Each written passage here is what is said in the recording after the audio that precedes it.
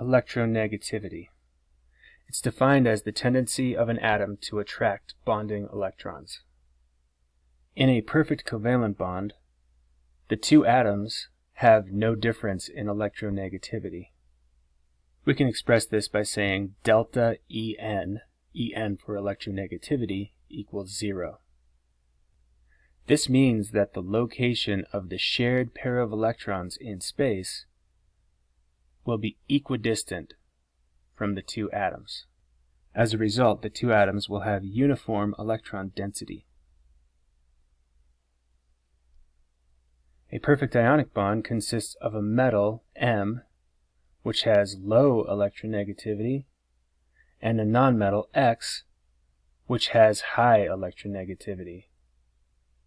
This means there is a large difference in electronegativity.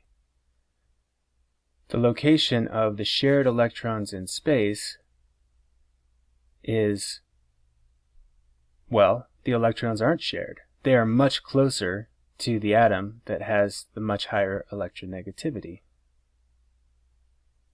This electron exchange leads to the metal becoming a cation with a positive charge, and the nonmetal an anion with a negative charge. These two extremes represent a small fraction of all the bonds in the universe. Over here we have ionic, where electrons are transferred. Over here we have covalent, where electrons are shared perfectly. The vast majority of bonds we'll be dealing with fall somewhere in between. There is a spectrum of bonding rather than two extremes. In this region, we call the bonding polar covalent.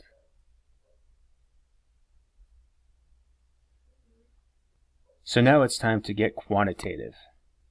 This periodic table shows the periodic trend of electronegativity. The lowest electronegativity in the periodic table is francium at the bottom left with a value of 0.7. And the highest in this table is fluorine at the top right with a value of 4.0. Notice the noble gases over here are missing. That's because noble gases typically do not form covalent bonds. But the trend in electronegativity is that it increases going up and to the right.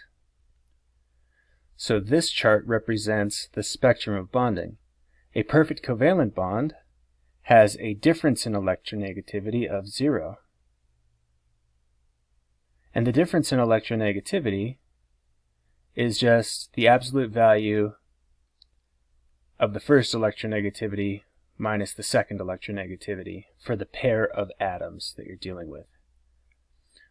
For the most ionic bond, you get a delta En of 3.3.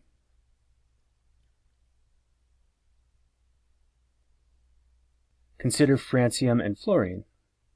Francium has an electronegativity value of 0.7. Fluorine is 4.0. Delta En equals the absolute value of 0.7 minus 4.0 equals 3.3. That is the most ionic bond we could possibly form. But in the middle, we're neither ionic nor covalent. And if you want cutoff points, these are kind of arbitrary, but a perfectly covalent bond is considered to be up to a delta En of 0.4.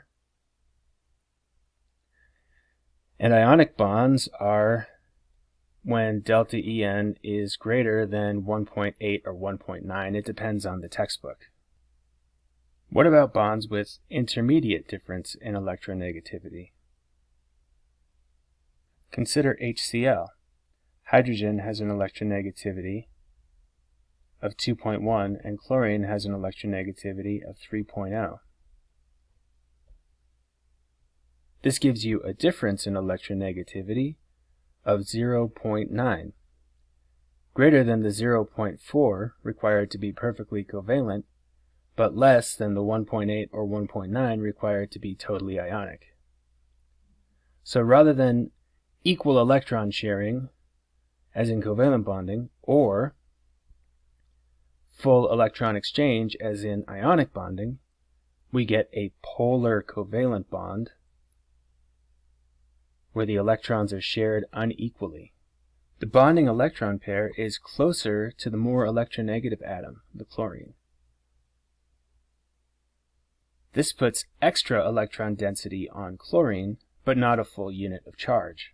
Hydrogen, having the electron density localized far away, ends up electron deficient.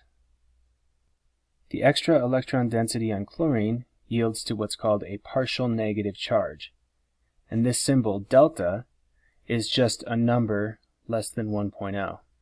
So something like, in this case, 0.2. The hydrogen, on the other hand, being electron deficient, has a little bit of positive charge, so a charge of delta plus. Over here on the left is an electron density. You can see that the bonding electrons are located closer in space to the chlorine atom, giving the chlorine side of the molecule negative partial charge, and the hydrogen side of the molecule positive partial charge. A way to express the polarity is with a bond dipole. The arrow in the bond dipole points toward the negative partial charge. The cross at a bond dipole is on the side with the positive partial charge. And look, inside the circle that looks like a plus. In hydrogen fluoride, where the difference in electronegativity is much greater,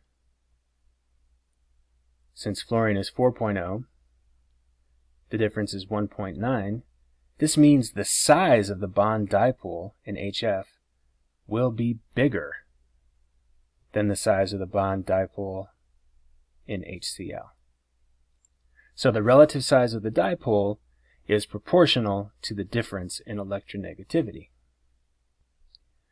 We can also say HF is more polar than an HCl bond. I want to end this video with a question. Which of these bonds is most polar?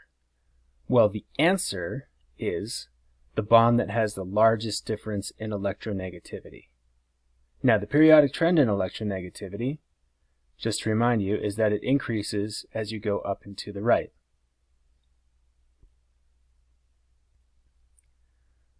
All of these molecules are carbon bonded to a group 17 atom, right? So C to X, where X is group 17, fluorine, chlorine, bromine, iodine, and astatine are all group 17.